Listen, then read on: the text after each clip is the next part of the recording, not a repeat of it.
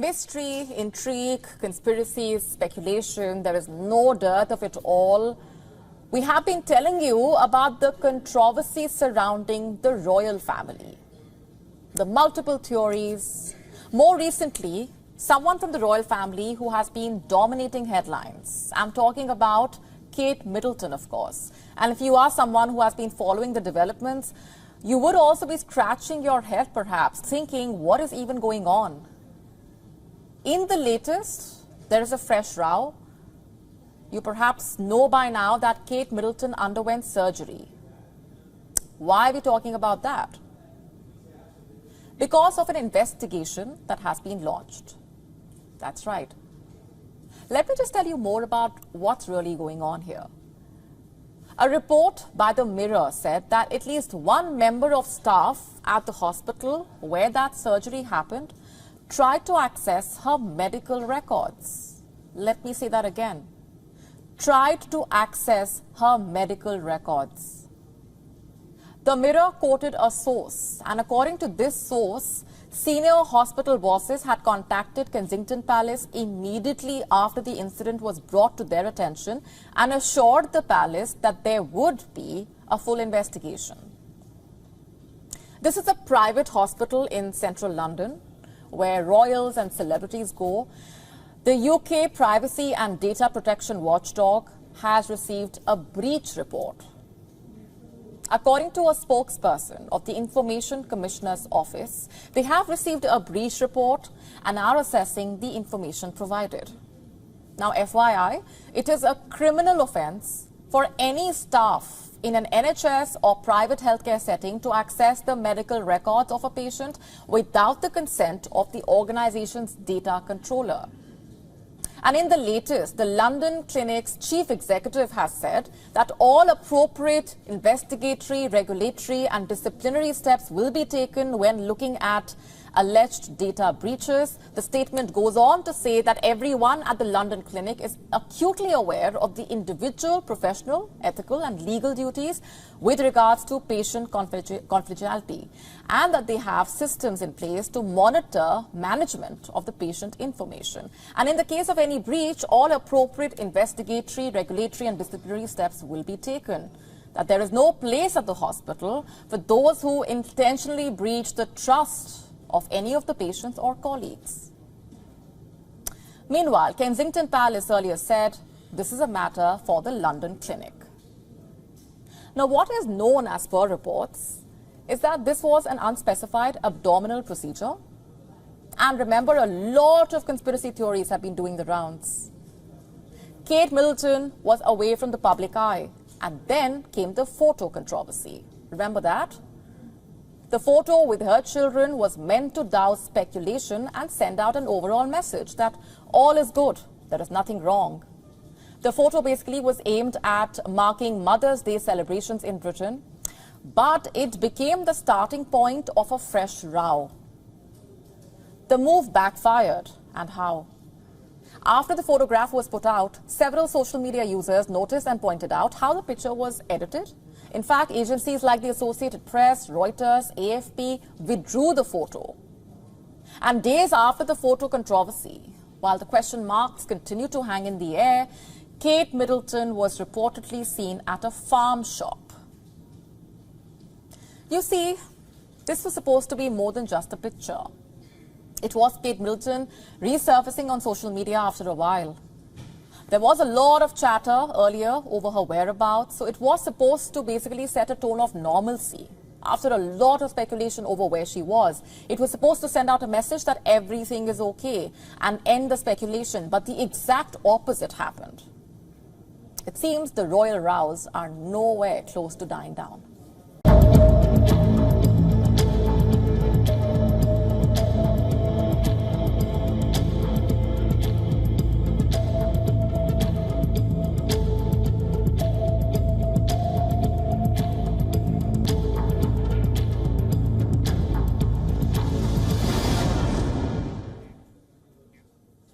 The Sharifs are back in power in Pakistan, and while they set about trying to save a crumbling country, There is sudden talk that a pet project of Nawaz Sharif, that is the restoration of the ancestral home of legendary actor Dilip Kumar in Pakistan's Peshawar, might finally get the money for its restoration and conversion into a museum.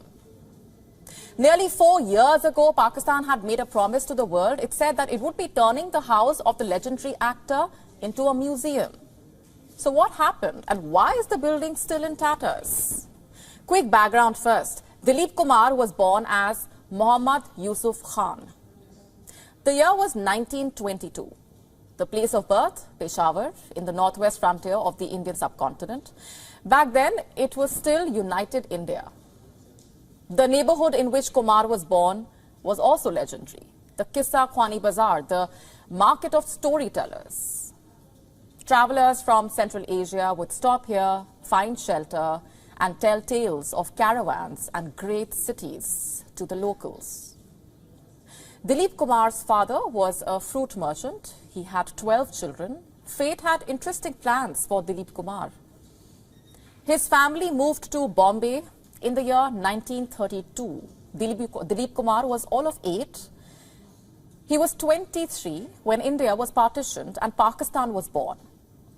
By then, Dilip Kumar had become an actor in Bollywood, the great film industry in Bombay. He had made his debut with the film Jwar Bhatta in 1944. In the years to come, the boy from the gate of storytellers would go on to narrate stories that would be remembered for generations to come.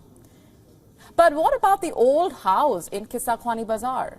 What happened to it? Dilip Kumar's family sold the house before moving to India.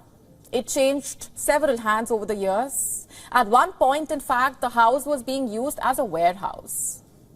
One owner wanted to tear down the house and build a commercial plaza. The plan was nixed by protests and calls to preserve the childhood home of the legendary actor.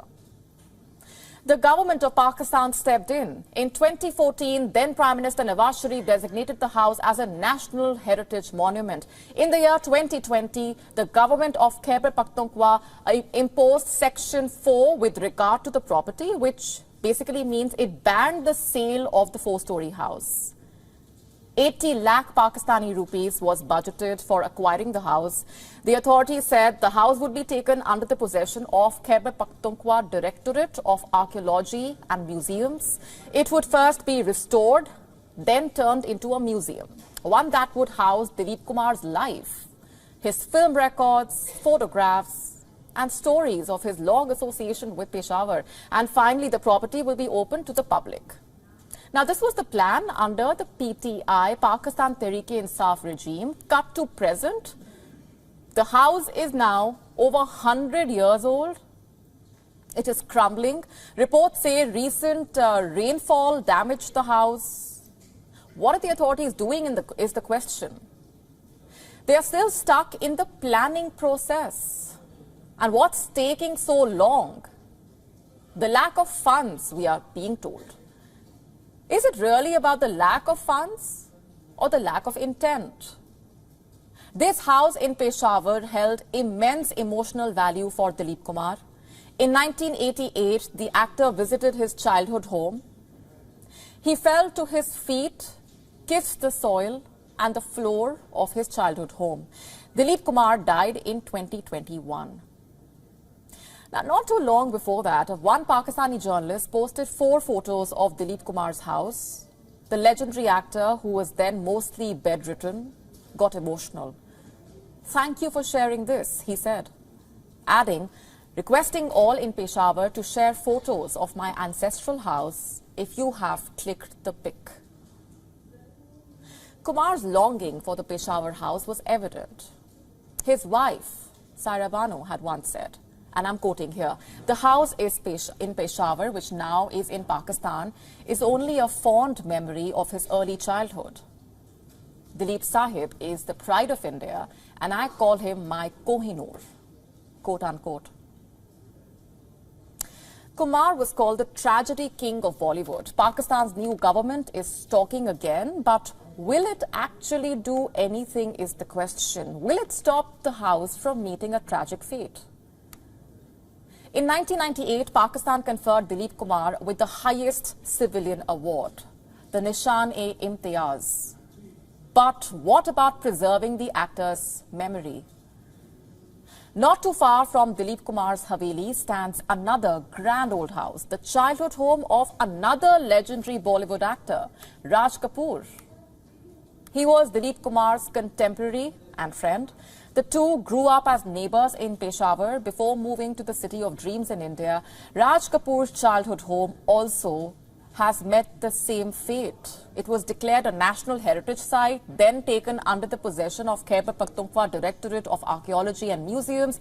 This house also was supposed to be converted into a museum, but that never happened. This house, known as the Kapoor Haveli, was built between 1918 and 1922 by Raj Kapoor's grandfather, Diwan Basheshwar Nath Kapoor. When WION visited this house over 3 years ago, we found the front door closed. The team had to climb up a rare entrance. Waiting for them was a dilapidated, partly demolished and completely abandoned property. Some of the neighbors said the administration is doing very little to preserve the house. In 2018, when Imran Khan came to power, he vowed to restore heritage sites and revive Pakistan's tourism. But government after government has failed to deliver on the promises. They have failed to protect these Havelis from natural disasters. All they have delivered is lip service. 3.5 years since the Khyber Pakhtunkhwa government said that it would be preserving the properties of Dilip Kumar and the Kapoor house in Peshawar's Qissa Khwani Bazaar, but the action on that is yet to be done. Despite the fact that the government has issued and bought these properties, they are yet to be converted into museums. Officials say that in the upcoming budget, amount will be allocated to the archaeology department to preserve these two properties and convert them into a museum. Anas Malik in Islamabad, Pakistan for WION, World is One. And the report has also found that young people are sadder than the older people. This has been the trend in many Western countries. The youngsters are said to be suffering similar to a midlife crisis. We are talking about ages 15 to 24 here. It is plaguing the US, the UK, other parts of Europe and Australia, this quarter-life crisis, if you may. Now, the report does not mention why the kids are depressed, but do we really need to spell it out?